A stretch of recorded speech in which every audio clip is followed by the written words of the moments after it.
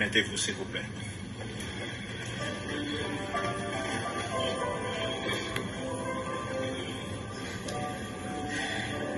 Les Français se souviendront toujours de Bossuet pour sa maîtrise de l'homilétique, pour sa maîtrise de l'art de la parole en chair. Aussi, ces oraisons funèbres sont-elles considérées comme un classique pour ceux qui s'intéressent à ce genre littéraire. Pour nous, les Capois, nous avons eu notre Bossuet. J'ai développé avec lui un véritable rapport filial. Il m'a très tôt pris en charge. Je fus son élève de la 6e jusqu'à la rhétorique. J'ai encore à la mémoire le fait que quand j'étais en 5e, donc 2e année du secondaire, il me permettait de louper certains cours, me remettant la clé de la bibliothèque du centre Siloé pour me dire « vous n'avez pas besoin de ça, allez lire ». Grâce à lui, je m'abonnais à divers journaux, divers quotidiens d'Haïti, Le Matin, Le Nouvelliste. Et même si j'étais très jeune, il abordait avec moi pléthore de thématiques, de la politique à la spiritualité, de la spiritualité à la vie. Et comme tout fils qui grandit, à un moment donné, je me suis écarté des convictions qu'il m'a inculquées et je m'assume entièrement. Quand je devais rédiger mon doctorat sur le vaudou, il a dit « Jean-Fils aimé, faites donc autre chose, laissez donc les vaudouisants s'occuper du vaudou. »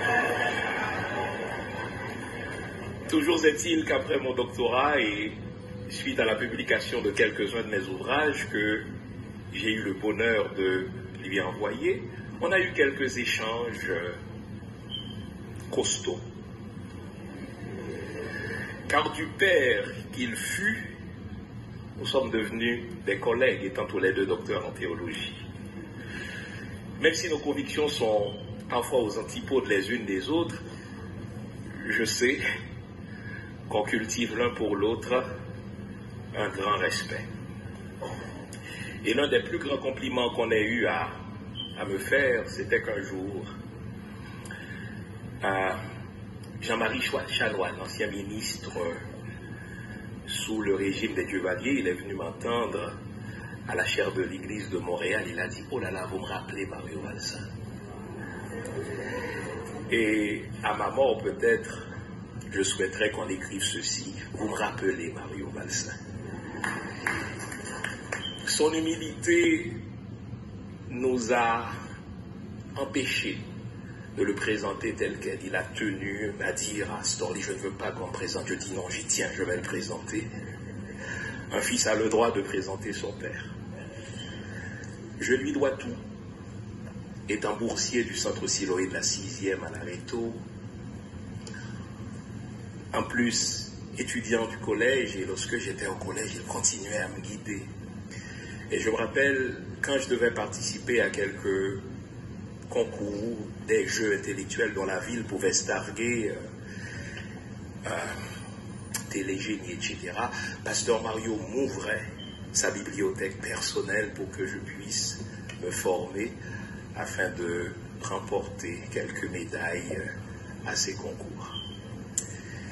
Mais sa plus grande contribution dans ma vie, c'est de pouvoir précisément me tenir devant vous et parler d'abondance sans nécessairement commettre cette terrible faute dont qu'il a en horreur. Et les divers orateurs qui se sont succédés à cette chaire doivent chacun pour sa part quelque chose à Mario Valsin. En chaque Capois dort un petit Mario qui se réveille de temps en temps. Mesdames, Messieurs, j'ai l'honneur d'introduire en chair mon père spirituel, mystique, vous direz, mon ami, mais mon collègue aujourd'hui, le docteur Mario Valser pour le serment de circonstance. Voilà.